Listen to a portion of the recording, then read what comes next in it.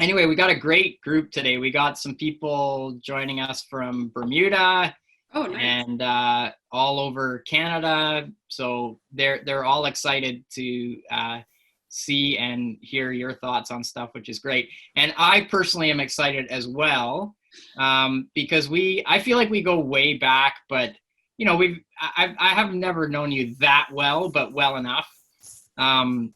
So I think most of the people in the Zoom room here, they certainly know you, have heard of you. But if you don't know, this is Linsey Corbin. She's a real veteran in the sport now. I think I did a little research in it. I think your first triathlon was 2003 or something. Yeah, Did I that's get that probably right? right. Yep. And, had pretty good success early on, jumped up to the pro ranks and had great success there. And of course has gone on to have a pretty remarkable career. Yeah, I think you're on Ironman title number 8. I'm just gonna lift her up on her back paws. mute here. Hang on a second. Actually, if everybody could just put themselves on mute really quick so the camera doesn't jump around, that would be most appreciated. Anyway, so Linsey has, is it 8 Ironman titles? Yeah. Am I getting that right? And, as notable is your time spent on the Big Island in Kona. You've had tremendous success there. I think your string of qualifying is very long and you've had great success there. It's been wonderful to watch. So, but I thought I'd get that out of the way, your results, because that's, how people will know you. But what I would like to say on a personal note is that the part that's impressed me the most about you is just the person you are. Like I think the way you've carried yourself through your career has been quite remarkable. There's never seems to be any drama. You just are steady. You're a hard worker. You show up. You're remarkable, and that's probably the part that I appreciate the most about you and your career. And I think drama. Don't worry. That's right. And I think as I get older, I appreciate that more and more. Results are one thing, and certainly there's no shortage of that. But I think the person you are is the most impressive thing. And so there you go. Kudos to you. Thank you for that. What I think, we're going to set this up as a Q&A, question and answer. That was in case anybody didn't know what Q&A stood for. But what I'd like to do is I can see you all on the Zoom space here. And there's a couple different functions that you can use. There's a raise your hand function that you'll find in the participants list. So if you have a question, just throw your hand up. There's also some reactions that you can use. So if you give a thumbs up or a clap hands, then I can, I'll just call you out, unmute yourself and fire away. And if you can't see any of those functions, like if you're on an iPhone, I think sometimes it's tough. You can throw it in the chat box, or you can text me, and I have my phone here, and we'll try and get to everybody. We've got a pretty good group of people here. So anyway, Linsey, thank you so much for coming on for this. Everybody's super excited, and if somebody wants to jump in here, we can go. Otherwise, I have a couple of questions queued up as well. Anybody want to jump in? Or you can just wave frantically at your screen. That works too. Or I can just start talking. You can start talking too. Yeah, why don't you say a couple words if you want to say something? Yeah, I put this post out on social media that I wanted to connect with some of the local triathlon clubs. I just am almost fascinated with how everyone is sort of handling the uncertainty in the situation we're in so differently. And one of my draws to triathlon initially was the social aspect of it and just connecting with other people. And I've been sitting home for 6 weeks now, and it's just my husband, my dog, and myself. And so, yeah, I really was missing people and just connecting with them. And so, yeah, I put the call out to different triathlon clubs just to connect with them and share experiences. And so that's what I'm here for today. And I'm a pretty open book. I wouldn't even say pretty. I am an open book. So no question is off territory. It doesn't have to be pertain to coronavirus. It could be anything, but I'm super excited to talk to you guys. I've been a huge fan of Jasper, so I'm going to talk him up, but I started in the sport in 2004, but I've always had a affinity for the Canadians, Peter Reid, Laurie. I remember watching Jasper when he won in Canada and Penticton and on the run. And yeah, it was just great. So, I always also in my mind love the B78 posters on the run course in Kona. So every time I run by those, I'm like, oh, the Canadians. So yeah, Canada's awesome. And then my last Canadian, I won Ironman Canada, so I love Canada. But I got my start in triathlon in Montana, and we would go up to Canada for a lot of our races. So before I was racing professional, I only raced about, I think, a year as an amateur, but we went up to like Sylvan Lake, I just drew a blank on it. But anyways, went up to Canada a lot to do a lot of the like Olympic distance and sort of non-professional, non-WTC races. And that's kind of where I feel like I cut my teeth in triathlon. And so I have a big heart and memories for Canada. So yeah, here I am. Right on. Well, that's great. Thanks, Linsey. And it's nice. Yeah, you've always lived pretty close to the border. Yeah, definitely. So maybe one I day. think secretly we wish we could live in Canada, but we haven't quite figured that out yet. But yeah, we'll always just come visit. Awesome. Okay, let's fire it up here now. If I don't see any hands raising up here, I know we've got Victoria Shannon joining us, and she submitted a couple questions. So Victoria, why don't you start us off? And if you, just unmute yourself and fire away. Okay. Hello. Good morning. I sort of have two main areas that I'm really interested in. One of them is, what are your spiritual practices around triathlon, everything from meditation to yoga? And is that something that you actually like commit to in your program, or is it just sort of a more fluid thing for you? Like, how big of a part of your whole training package is that? Yeah, definitely. I think that mindfulness has become more at the forefront in recent years. I think life has gotten more and more plugged up as we've become more addicted to our computers and technology and things like that. But I feel like I've always been a fairly spiritual person. And for anyone that's done an Ironman, you do some serious soul searching in that last 10K of the marathon. And if you haven't done an Ironman and you want to do some soul searching, this would be your selling point to go do it, is because you learn a lot about yourself in that last 10K. And so I think that the mental preparation that you do kind of in your day-to-day life is what enables you to kind of tap into that positive psyche when you need it in the last part of the marathon. But as far as like specific things that I do, I've always been a huge journaler. So I do a lot of journaling. I keep a computer training log, but I also keep a handwritten training log. And so when I go to log my training in my training journal, I also have an additional journal. And so I do journaling in addition to that. And the journaling that I do, it's pretty straightforward, but every morning I write down a list of 3 things. Well, the first thing I do is I write down my current state. So I write down, like, how am I feeling first thing in the morning? Am I feeling anxious? Am I feeling excited? Am I feeling content?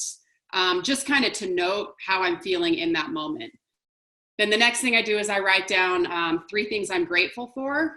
And it could be something as simple as like, the weather's turned around, this is awesome. Or, I got a great sponsorship deal, that I'm super excited about, or new running shoes, or I'm going to try a new recipe. So I write down 3 things I'm grateful for. And then the next thing I do is I write down 3 things that are going to be a challenge for me that day. So it could be, I got to start my workouts and stay on task today, or I want to go to bed at 8:30 p.m. and not bring my phone to my room with me and just go to bed in peace and quiet. Or I've got a really hard workout on tap, and that I view as sort of my big challenge for the day. And then there's one more like that I don't even remember. But So I write down, those three things, and then I go about remember what it is. I write down three positive statements that are IMs. Right now, I'm actually at the tail end of an injury, but the IM statement the last 8 weeks has been, I am healing. I am giving my best effort. I am content with where I am. And so it's just an I am statement, basically.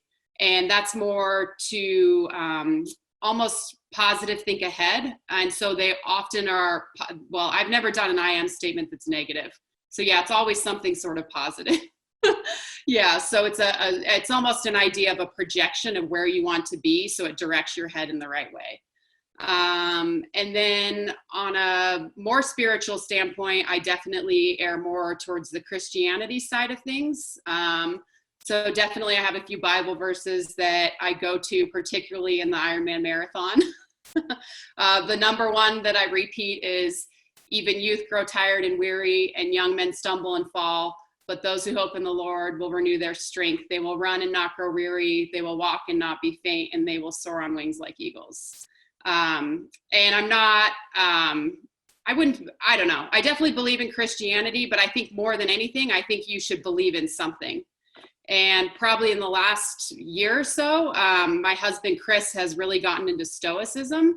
And so we've brought a lot of thoughts and ideas around Stoicism into our life. And I think like now more than ever, it's been awesome to have, because there's just sort of fundamental lessons through Stoicism that have helped get me through times of uncertainty, like what we're dealing with now. So, and then, I don't know, that should be good. I can keep going though, if you want. That's awesome. Thank you. And I also, I do a lot of praying in that last 10 kilometers of the marathon. I get that. Thanks. Victoria, you had a follow-up question, I think, didn't you? Yes, I did. Okay. I'm so interested in all of the things around the regular training. And so this one is kind of the same, but around what soft tissue work and practices, and maybe like what practitioners you use. Do you have a regular thing? Is it in your everyday schedule? Yeah, definitely. I would say 90% of the time I try to keep it a regular thing. And that 10% of the time that I don't let it be a regular thing, my body definitely lets me know a few weeks down the road. So I actually dealt with a string of injuries. I would get injured every other year, and it was always the odd years. So 2009, 2011, 2013, 2015, like legit like clockwork, I would get injured. And then 2017 hit, and I lived in fear that whole year, oh my God, it's gonna all come tumbling down, and it didn't. But I definitely credit a lot of that to the body work. So I get massage once a week, sometimes twice a week if it's like pretty big. We're getting ready for like Kona or an Ironman that I'm really keying up for. And then I work with a physiotherapist here in Bend who specializes in working with runners. His name is Jay DeSherry. And so I see Jay once a week, even if I'm healthy. And so if I'm healthy, we call it a prehab appointment. And if I'm injured, it's a rehab appointment. But yeah, even when I'm healthy, I get in to see him and just stay on top of niggles. But then he also writes my strength training program for me. So we usually do like manual therapy for about 30 or 40 minutes. And then he'll notice like, oh, you've got a weakness here, or this seems off. And he'll give me kind of some new exercises to apply for the week ahead. And then at home, as far as like self-care goes, I use, I paid full price for it, but I use the Theragun, and I bought it last year at one of the Ironman expos. And for a year, I made fun of everyone that was at the expo getting like nailed. Chris was like, what is this latest gimmick? Chris is my husband, if you don't know, but yeah, we just laughed about everyone that was like, what is this jacksaw hammer type thing? And then my friend actually started working the expo for Theragun. And so I stopped by to say hi to him, and I tried it out, and I was like, wow, this thing is the real deal. So I paid full price for a Theragun, and I definitely, I use it more, not every day, but if I notice an area that's tight or I've had a big run, I'll definitely run the Theragun over like IT bands or tight calves kind of deal. And then I have Normatec boots, and like not now because I'm not training super hard right now, but if training is probably, I would say 75% of the year, I sit in the Normatec boots just at night for about 30 minutes. And I think they're a great tool, but more than anything, they get me just to like sit still and not be able to go anywhere. So I just try to fill up like a water bottle full of Noon and sit in the Normatecs and send a few emails as far as, yeah. And then I do strength training as well, which a whole nother subject, but yeah. Thanks. Yeah. Cool. Chris, Mavrikos, you got a question? Can you hear me? Yeah. Just checking. Thanks so much for doing this. Good morning. Good morning. 2 questions. In terms of strength training, because you were kind of heading in that direction, it seems like there's been a huge evolution with strength training and more and more and more. Is there anything specific that you think that, you know, people like us should be really more focusing on in sort of that strength, that sort of realm? Yeah, definitely. I mean, I think any strength training is better than no strength training, first of all. So if you're not doing it, I would find some way to adapt it in. And I guess that my philosophy has always been, if it's not fun, you're not going to do it, right? So if I sit here and tell you like, oh, well, you need to be doing TheraBand works, you know, or swim cords right now because you're not swimming, but it's not fun for you, you're not going to do it. So I think as far as the strength training goes, find something that resonates with you and that would motivate you and that you're going to do it. But as an Ironman athlete, and this is obviously, I mean, it even applies to like half Ironman and shorter distance, but in Ironman, it comes down to strength and who can hold form the longest, particularly if you want to run well.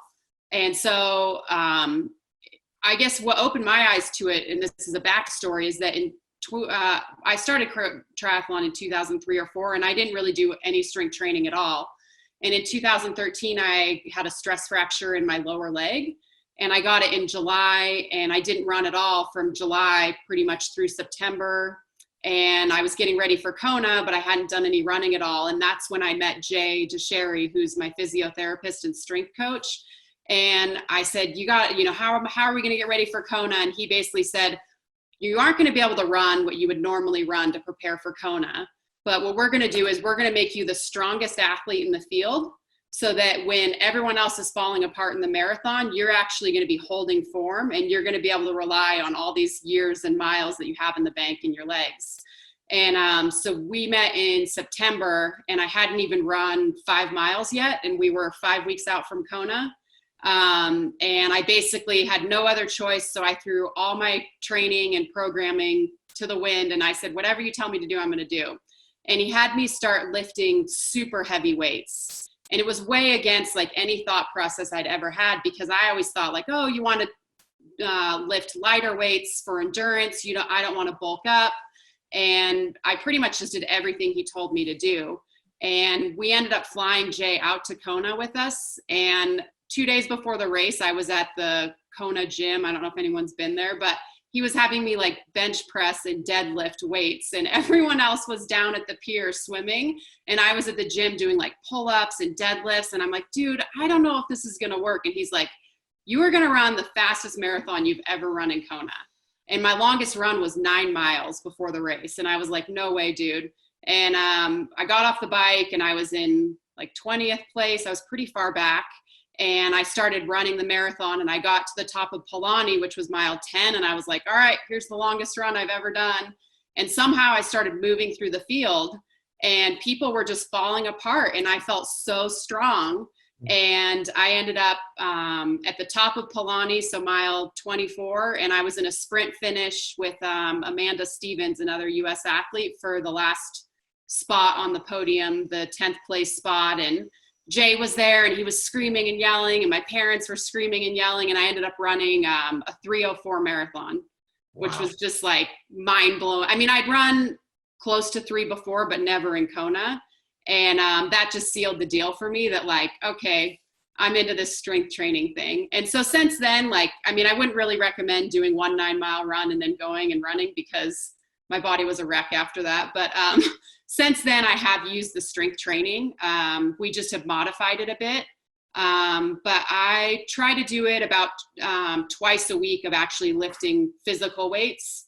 And then twice a week, I'll be doing strength training. A lot of it's just like body weight or using bands or using maybe lighter weights, kettlebells that we have at home. But my other deal with strength training is it shouldn't take up a lot of time, because if it takes up a lot of time, you're not going to do it.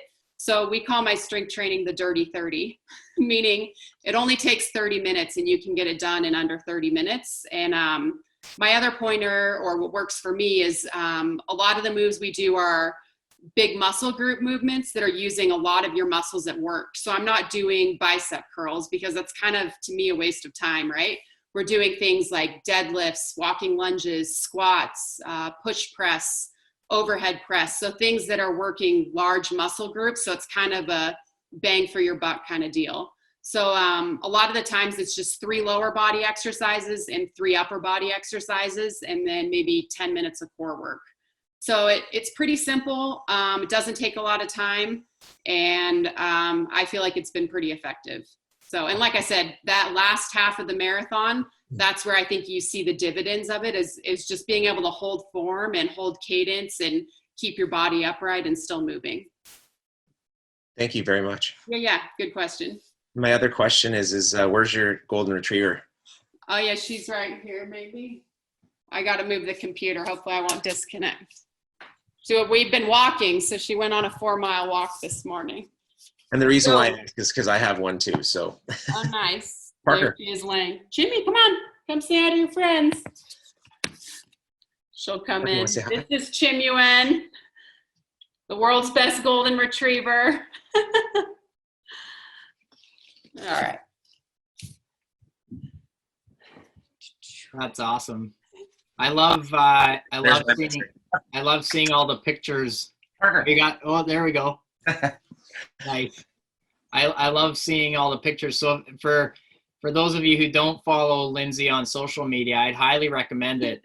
And probably a lot of that credit is due to her husband, Chris, who is a videographer, photographer, and he just captures the most amazing images of you training, but also other stuff. He's got, his interests with fishing and the wilderness and everything, some amazing stuff. So definitely follow them if you can, because the images alone are worth it. So yeah, throw up your hand if you got a question. Joe Hudson has a question. Awesome. Can you unmute yourself there? Yeah. Hi, Lynn. My soul sister. Oh, thank you so much for being here. I'm excited. Yes. My question is actually, perfect segue to Jasper, is it's 2-part. Like, how do you relate your success in Ironman to like the success in your relationship and like your family life? And how do you guys balance like fly fishing and what he loves to do on gravel roads to what you love to do on paved roads? Yeah. No, I definitely credit my husband, Chris, a large part to my success. We're pretty similar people, but we're also different. Chris is not a triathlete. He's not into it really. Like, I don't think he even follows triathletes on Instagram, which is awesome. But so I think the fact that we have like 2 different interests helps us out a lot. Like, for some people it helps if your partner is a triathlete, because you get to train together all the time. But I think both of us are pretty independent personalities with like a strong will and a strong drive. And so I feel like that having that balance in our life and having that sort of outside perspective. And so a lot of the times I can go to Chris with like thoughts or ideas or troubles I'm having with triathlon or things I'm struggling with, or like I've had a bad race. And then Chris is able to provide this perspective that is not even within the triathlon realm and sort of like helps bring me back to reality. But, I absolutely love triathlon. And I would say to a fault, I have an all or nothing personality where, I'm all in on one thing at one time and I have a hard time like focusing on other things. And I think that having that balance of having something outside of triathlon to rely on or fall back on has actually helped make me a better athlete. Because I'm not my self-confidence and who I am as a person, Chris brings me back to that of like, oh, you're Linsey Corbin, the person. you know, a lot of people are like, oh, this is Linsey, the professional triathlete, and you get labeled that. Like I've been, you know, that's who I am. That's all I know. And so I think that Chris has brought a huge help, and it's been something like I've had to work on it. Like I struggle with that a lot of like, who am I without triathlon? And I think Chris has helped bring that perspective or that reminder that like at the end of the day, triathlon, like good races come and go, but what are your like core values and what's, you know, at the end of the day, like Chris loves me no matter what. And he helps remind me like there's things in life outside of triathlon. And so I definitely credit a lot of like the success and longevity I've had in my career to like achieving this life balance. And I'm not good at it. Like I have to work really, really hard at it, because if it was up to me, I would just eat, breathe, sleep triathlon and only do that. And so it's good and refreshing, yeah, to have Chris to be like, all right, like even today, like it would be easy for me to stay home, but we're going to go out to the wilderness and maybe go camping tonight and just unplug. And it's, you know, like Chris is there to remind you, like, there's no races on the schedule. Like, is your workout really that important that you can't go do this? But yeah, I think having that life balance actually for me personally makes me a better athlete. But like I said, I definitely have to work for it. It's not easy. Cool. Thank you. Yeah. I asked because my partner is also very into camping and fly fishing, and we did this huge trip last year, and there was big arguments as to where we landed because every lake has gravel around it, and everywhere I want to be is on a road. Yeah, exactly. And so figuring out how to balance that to make sense. So it sounds like it's a little bit of give and take for both. Yeah, no, and there's like definitely a time and a place. Like there'll be times a year where I draw the line and I'm like, no, like it's, you know, August, September, like I'm off limits. I'm not like willing to compromise at all. And I mean, like I would say, you know, one of the not perks of being an athlete, or for sure a professional triathlete, it's a selfish endeavor. Like success, anyone that's successful is selfish. And dealing with like the guilt and the feeling of like selfishness, like that's really hard for me, is like, is this worth it? Is this sacrifice worth it? And so, yeah, I guess I try to like pick and choose my battles of like, when do you like compromise and find that balance? And like, is that run really that important that you do in June? Like, you know, for me, like we have arguments in our house where I'm like, oh, I got to run pavement because I got to hit my paces and I have to hit this. And he's like, well, there's a great like gravel road here. You could do the run there. And it's like, oh, but then I won't hit my paces and it's going to be really hot out. And he's like, well, Kona's hot, you know? And so, yeah, it's just a matter of like picking and choosing. But I think with triathlon overall, like it's just consistency is key. And so maybe you check your workout at the door and realize like you're accomplishing the time on your feet, but maybe you're not hitting the paces. Right. But is that really going to make that big of a difference in the long term? And Yeah. I mean, I think, you know, like I said, triathlon's going to come and go, but the relationships you have last a lifetime, and you definitely have to like prioritize those and make those people happy if that's what's important to you. Cool. Thank you so much. Relationship counseling 101. Here for it. Thank you. Right on. Thanks. Rena, do you want to jump in there? Yeah, hi everyone. I have a question on fueling. What are your fueling strategies on the bike and run? For the race or in training? Yeah, I guess in training. Yeah. So I think if anyone were asked what my biggest nutrition advice is, it's consistency is key. And again, this is like a little bit more geared towards Ironman racing, because I think in shorter races you can get away with crappy nutrition, but in an Ironman, like the nutrition that you take in is going to make or break your marathon. And anyone that's walked on the Ironman marathon knows that's not much fun. So, but for me, yeah, one thing too that I'm blessed with as an athlete, like one of my talents is I've got an amazing gut. I can handle and bring on a lot of calories. And I think that pays dividends for the run. But for me, it's always been back to the point that I was saying, this idea of consistency is key. And so I practice a lot of my fueling in training that I do in racing. I'm not necessarily doing that right now because my training isn't super intense right now, but as I get closer to a race, In a race, like I try to take on calories every 40 minutes, depending on like the weather and the conditions and where the race is. So if I'm training, it's the same deal. I'll be bringing on calories every 40 minutes. And it's pretty much a great way to like break up your long ride or your long, well, it's different for running, but it's a great way to break up a long ride. It's like, okay, every 40 minutes I'm going to eat. And in training, I maybe not. In racing, I take only gels and sports drink, but in training, I'll eat bars, because if you took gels only for all your training, that would be pretty gross. I think you'd have a goo gut. Yeah. But I will do like a few key workouts that are almost a race simulation type effort.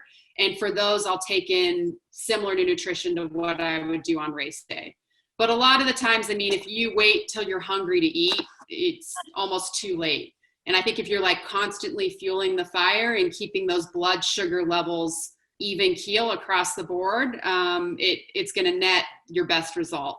And ultimately, like as an athlete, you have to look at it like this equilibrium, where you want to learn where like the most amount of calories that you can consume before hitting that GI distress. So if you fall too far on this end and you're undercaloried, you aren't performing at optimal performance. So you want to basically learn or teach your body of like, all right, how many calories can I get in before I go too far over the edge to GI distress where my gut isn't absorbing them? Or you don't want to go to the other spectrum where you're under fueling and you could possibly, take on more. So I think the training is a great opportunity to learn what that equilibrium is of like, all right, here's this amount of calories I can consume and how I can handle it. And then when I race, I take a gel basically every 40 minutes or so on the bike. And then this is my hot tip on the run. I take shot blocks, which are just like the little Cliff gels. And those come in a pack of 6, right? So I take one block every 10 minutes. And this goes down like a whole nother rabbit hole, but basically it's the ultimate way to break down the marathon, right? So you've got this like huge task in front of you. It never sounds good when you get off the bike, like I have to run, but anyone can run for 10 minutes. So I run for 10 minutes and I get a shot block.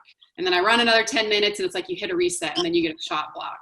And then the math is like super simple for me because I try to run right around 3 hours. So basically I'm going through one packet of Cliff blocks every hour. So I'll have 3 packs that I try to go through on the marathon. And then I can go one step further and let you guys know that I'm bat SHIT crazy and I count. So I actually count as I eat the blocks. So block 1, I count like 1, 1, 1, 1. And then block 2, I go 1, 2, 1, 2. And then block 3 goes 1, 2, 3. So I'm a counter. When things get tough, I start counting. But again, that leads though back to that consistent, like I'm just constantly fueling at the rate that I've learned my body can absorb the calories at. Thank you. Yeah. What's your go-to flavor for shot blocks, Linsey?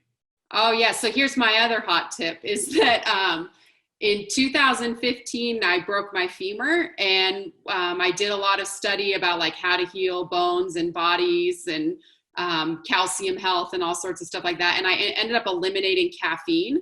And so I actually only drink coffee and have caffeine, like the coffee I have right now is decaf, is on race day.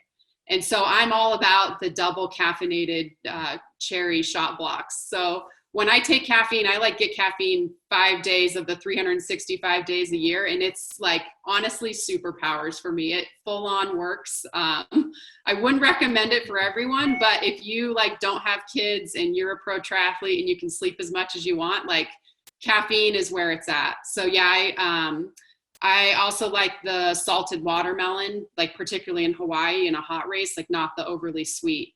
But definitely the caffeine I dip into for sure in the race. And I've noticed like a huge difference from cutting caffeine out of my life to like when I do have it on race day. Nice. Yeah. Purple. Awesome. Oh, yes. She shows her face. Hi. Cabin life. Sad head for you, Corbo. I'm curious about, you've dedicated so much of your life to start lines, like, and everything has been around getting to Kona and races. And then of course, like, we're all in the same boat that there aren't start lines. And I know, like, you've been injured, and when you're injured, there aren't start lines, but now we're all in the same boat of like the unknown of not knowing. And I'm just curious of like your mindset during this, and how do you stay, be it motivated? What are you inspired by? Like, what keeps you going when the like milestones that you've had for like the last decade are gone? Yeah, definitely. So I was actually thinking of this analogy the other day, because what we're dealing with is like a ton of unknown and uncertainty right now. And when you're standing on an Ironman start line, like, I think a lot of like the nerves and anxiety that you have like leading up to a race is like, what's going to happen? Like, am I going to win? Am I not? Am I going to get a flat tire? What's the weather going to do? Right? Like, when you're standing on a start line, you're staring at like 9, 10, 17 hours of uncertainty, right? But we all get through it. And then like, we're better for it in the end. Like, I think that's almost the allure to Ironman racing, is like, we've got this sick and twisted mentality where we like kind of like the unknown, right? Because it's this challenge, and I think it gives you like this adrenaline high. And so we're kind of right now dealing with like, instead of a 17 hours of unknown or 9 hours of unknown, we're like dealing with 7 months of it. So it's like, we're actually pretty well equipped for handling the unknown currently. But yeah, I think, like, to me, I was saying earlier in the call, like, I've almost been thriving with coronavirus, because like, I've been looking at it as a good challenge, and it actually has brought me back a lot to like my why and why I got into triathlon. And I think, you know, if we were having this conversation a year ago and we were just doing a Q&A, and you were like, oh, what motivates you? Like, I'm a competitor, and what gets me out of bed every day in the morning is like the thought of winning Ironman Wisconsin or Ironman Canada or whatever that Ironman's going to be. Like, that's always kind of been my North Star. But now that that's been taken away, like, I've had to re-examine of like, why do you like this sport? Like, why do you like training? And so that's actually been pretty cool for me in the last, 6 weeks to really examine that of like, what does motivate you? And then to top it off, I'm dealing with an injury. And I actually told my coach, who I've been working with since 2013, at the start of my injury, that I wanted to actually not have a coach. Like, last time he coached me through my injury, and I told him, I don't want a coaching plan. Like, I just want to be left alone for like 8 weeks with my own thoughts, and I want to see what happens. And so in the last few weeks, I've started incorporating back in like cycling, and now I'm doing some walk running and strength training. And it's been kind of cool just to like do these workouts on my own, and I'm doing them for myself. Like, I'm not doing them to impress Jesse. I'm not doing them to impress people on the race course, which maybe like there was like this initial, like, you needed that positive feedback. And I think that my why personally is like, I want to see what I'm capable of and like just getting the most out of myself. And I love just like pushing my limits. And like, I'm riding my bike the other day, 5 by 5 minutes hard for no reason, right? Other than like, it's cool to be like, can I hit 240 watts or can I not? Like, I don't know, but we're going to find out. And that's definitely like in my DNA of like what makes me tick, because I came in the house and I told Chris, like, God, that workout was like freaking awesome. I just love it. And then I went about and like did some other tasks. And I was like, that what I just did, like, doesn't bring me the same satisfaction as what like riding 5 by 5 minutes and just like pouring sweat and like getting the most out of myself does. And he just was like, well, that's how, like, that's what your passion is. And you got to just like follow it and go with it. But my advice though would just be to like, get back to what your why is. Like, why did you get into the sport in the first place? Like, for me, it was also a social outlet, like a way to meet people.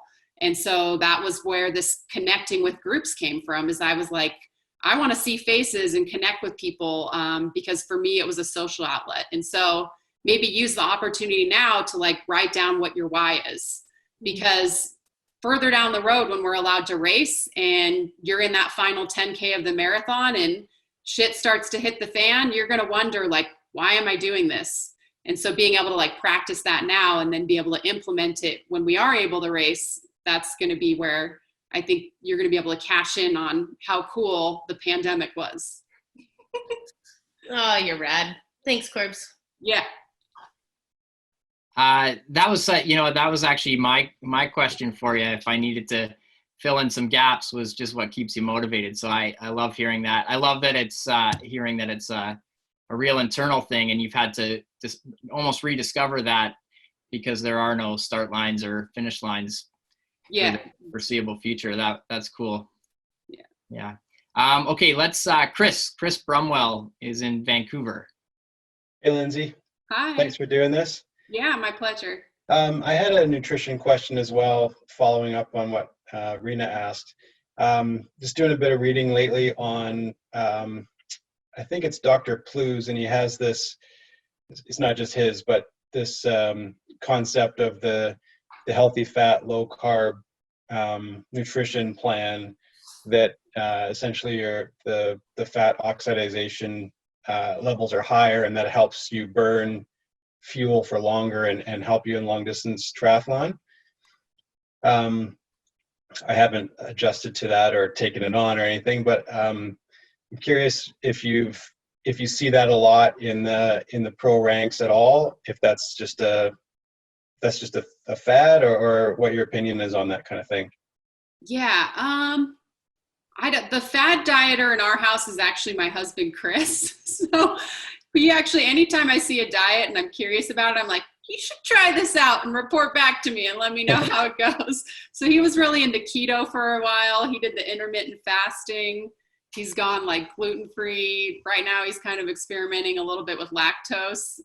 But as far as like me personally, I've always been pretty traditional and old school, and I love carbs. I get along with gluten. So I have been more of that like consistent fueler that I talked about earlier. But I have a few friends that I train with that like one of my closest training partners is Heather Jackson, and she definitely like we'll go on some of our long rides and I'll be there like eating Snickers, and she will do the whole thing fasted.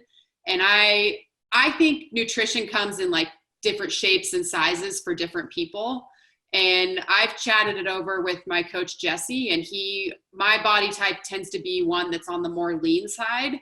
And I don't have to like work to lose weight. So it has not been recommended that I do any sort of like fasting or elimination, because when I get hungry, I turn just straight up bitchy, and it's just not good.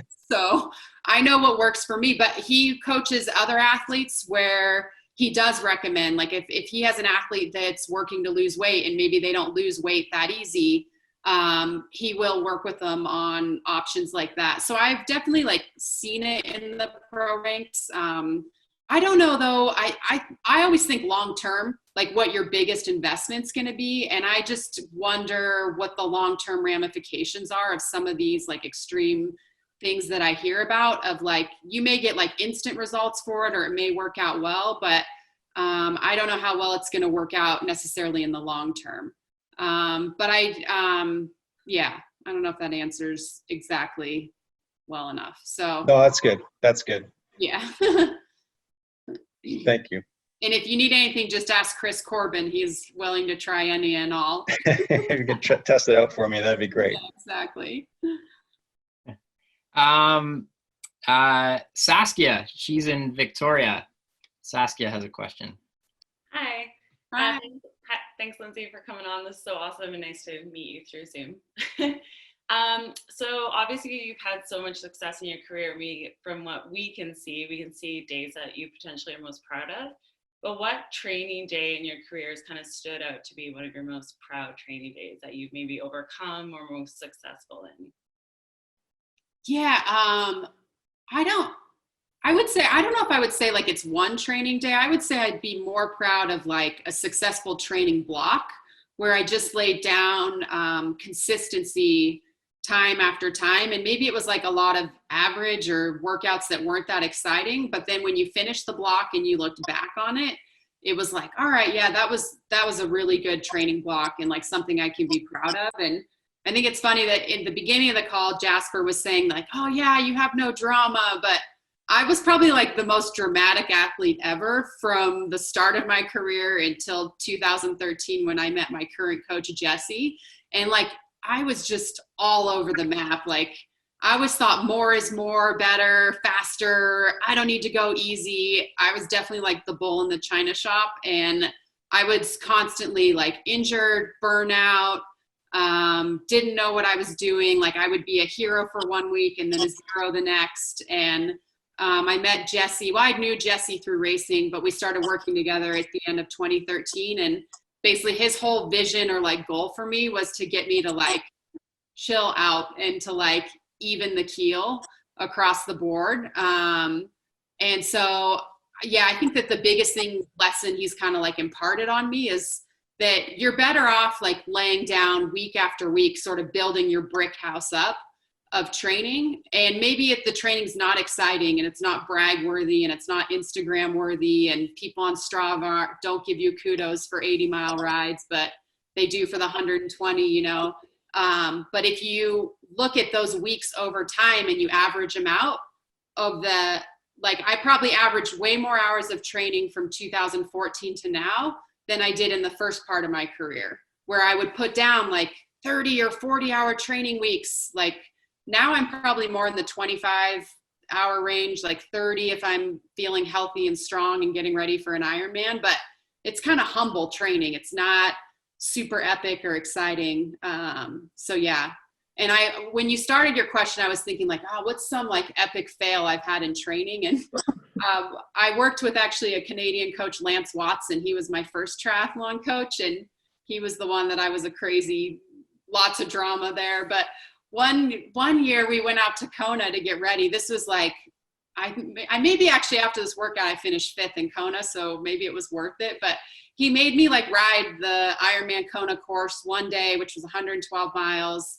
And then we backed it up the next day. I had to ride it again, 112 miles the next day. And then on the third day, I pretty much ran the marathon, and he was there for like the training camp or whatever. And I just was like so young and no confidence to like stand up for myself and be like, this is crazy. And I remember I like sat down on Palani while like doing this practice marathon run and pretty much like had to crawl to the Wendy's and buy a Coke. And I was just so embarrassed. Like, I had to walk on this run and my coach was there. And so that was definitely one of my like workout fails. It was a terrible idea, but then it's like, what was I thinking? Like, I completely underfueled. Like I should have been eating pizza at night and I was eating salad and like, yeah, and so that's an example though. Like, I would never do anything of that proportion now, but I feel way stronger and better and even like mentally confident in myself now with like maybe more average, not exciting training over time. So. Mm-hmm. Yeah, awesome. Yeah. And I did have one more quick question, but thank you so much. If you weren't doing triathlon, what would you be doing?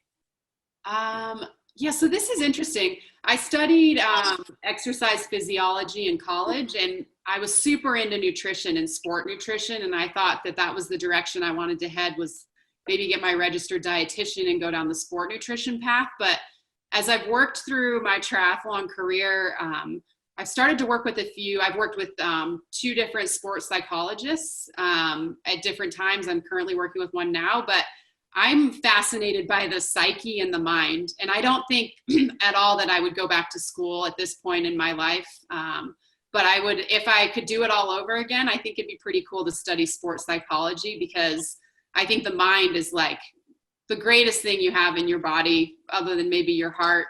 And just seeing like the mind definitely drives what you're capable of and can turn any negative situation into a positive one. And like, how do you train that? And for me, like, I've had to work really hard with my head, but I've reaped some incredible rewards for it. So I think it'd be cool to go back for sports psychology. But yeah, if I had to like find a new job tomorrow, I'm not 100% sure what I do, which is like a little bit actually what I'm experimenting with now. I'm calling this pandemic my sabbatical, and I'm dipping my hands in like a bunch of different areas to see kind of what sparks my interest. Because like, God, what if we did never race again? Like, that's not going to happen, but it's kind of a fun game to play. Awesome. Thank you so much. Yeah. Kelly Ogilvie in Vancouver. Hi, good morning.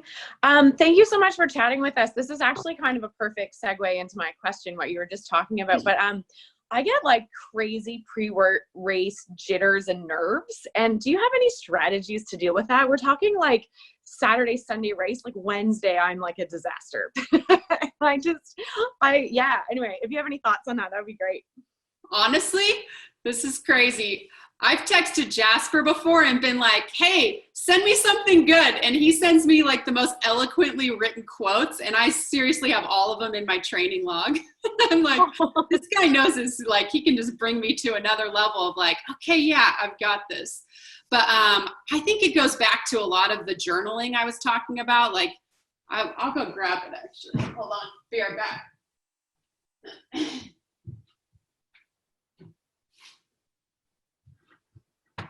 We can have show and tell time. Journal's on the table right here. But it's like, it's a training log for me, but it's also like a scrapbook. Like I keep all sorts of other things in it. But I think this is like where I think the power of having a handwritten training log comes into place, because I think when you handwrite something down, it gives you ownership and then it becomes yours, right? Mm-hmm. So when I get really nervous before a race, I often at night, like race week, will just be flipping through my training log or my training journal. And sometimes I'm writing down workouts, but if I get like an inspirational quote from Jasper, that'll go in there. Or a lot of times I'll take a highlighter and highlight like, yeah, this workout was really good. Or like, this was a workout where it didn't go good and I ended up overcoming, you know, whatever head things I was having and I really nailed it and it was on tired legs. And so yeah, when I get really nervous race week, which it happens even to the professionals, a lot of the times it's like, first of all, you want to bring yourself back to the present and try not to get overwhelmed. Like you have to remember, like, this is just a triathlon, right? Like, I think it's easy to get overwhelmed of like, oh my God, I'm going to like fix the world by doing this race. And it's like, no, you're not. This race isn't going to define like who you are. It's just one moment in this life, right? And then, I do a lot of, like I said, nightly reflecting on race week, where I'll flip through my training log and sort of build up that confidence bank of like, yeah, you have done the work. And like I said, I feel like when you write it down, it makes it yours and your own. And so for me, like, that's where I derive confidence from. And then, yeah, I mean, I talked about it, you know, just a moment ago, but just bringing yourself back to that moment. So like maybe noting, like, so you get really nervous and you have the jitters, but like, so what are you nervous about? Are you nervous about the start? Are you nervous about the unknown? Are you nervous about the outcome? And then like just noting kind of what that nervousness is, and then bringing yourself back to the present moment and putting yourself back on task to like what you're doing now. Because forward thinking is what creates this anxiety. And that's like, it's just kind of a waste of energy. It's not going to accomplish much at all. So it's a lot of it's just like bringing it back to the present. So for me, like if I get nervous race week, I notice like, okay, it's anxiety because I'm forward thinking. And then it's kind of like, just note that that's what it is. And then envision like a stop sign of like, all right, stop. And what am I doing right now? Like, all right, I'm going on my 90-minute easy spin. Let's focus on that. And then let's go to the next task and the next task. So you definitely want to like accept and acknowledge it, but you just don't want to put energy into it that's going to take away from the energy you're going to need during the race. Very helpful. Thank you very much. Yeah. Awesome. I'm flattered that you keep those things. Yeah. Sometimes before, if I know you're racing, I'll be like, oh, I haven't put a blog post or something up in a while. Better for Linsey. Summer Cunningham is in Vancouver. Hi, Linsey. Thanks for being here. Yes. My question mostly is about female athletes and basically how you adapt to your training and have a strong immune system. Like, are you talking more about like menstrual cycle or just in general? Everything. So for mine's sort of a selfish question. I seem to get sick whenever I start training hard, no matter what I do. And so I was wondering if you had any tips on what you might do in order to stay strong during that. Yeah. I mean, I've definitely, like I said, since 2005 or 2015, when the goal has been to like chill out and like even keel things a bit more, I've definitely put a lot more stock into kind of what we call the 1%ers, which seem like maybe not big things, but they all add up over time to the big picture. So like sleep, like from just immunity right off the bat, like I would say prioritizing sleep. And that may require like rearranging your day or noticing like what your priorities are, but just to get in that sleep. Like I think a lot of times we underestimate how much we're trying to ask of ourselves as athletes, and like to be in peak performance or peak shape for your own personal self requires a lot. So I think like the sleep and the recovery is huge. So just, prioritizing that maybe you can get an hour more sleep a night when that training kicks up. And even like back to what I said at the start of the call about that life balance of like, okay, maybe you don't have to be so strict on sleep this time of year because there's no races anytime soon. But if like for me, like from August to October, like I don't go out with friends at night. Like I don't have my phone in bed with me at night. Like I definitely prioritize those earlier bedtimes. I think a lot of us don't drink enough water, like particularly me if I'm not training. I forget to like drink water or drink fluids. So I definitely think like, making sure you're getting enough fluids throughout the day. I don't take a ton of supplements and vitamins, but I think having supplementation, like a multivitamin, fish oil, what else do I take? Vitamin C, vitamin D3. Those are kind of like the basic ones that I take. But getting blood work done regularly just to make sure that you are healthy and you're on the right track is helpful.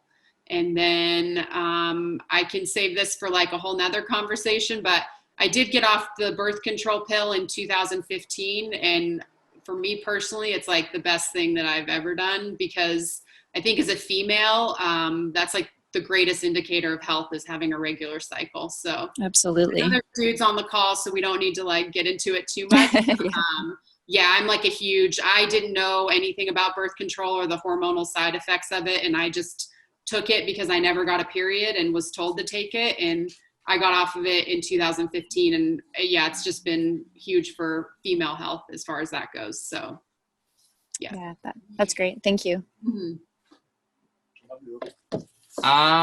Louise is joining us from Bermuda. Woo, yeah. Sorry, I had to unmute. Hi, Lindsay. Thanks for doing this. I guess a bit of a selfish question from me. Do you prepare for Kona any differently than you do for a regular Ironman? Or do you have any, I guess, major tips for racing there? And then thirdly, or maybe firstly, do you reckon it will go ahead this year? Yeah, so my best, I think what's led to my consistency in Kona, I've been top 10, I think maybe 5 times, I don't know. Yeah, 5 or 6 times I've been in the top 10. But what's helped me a lot is someone once said that you have to think of Kona as like just another race, which is so hard to do because it's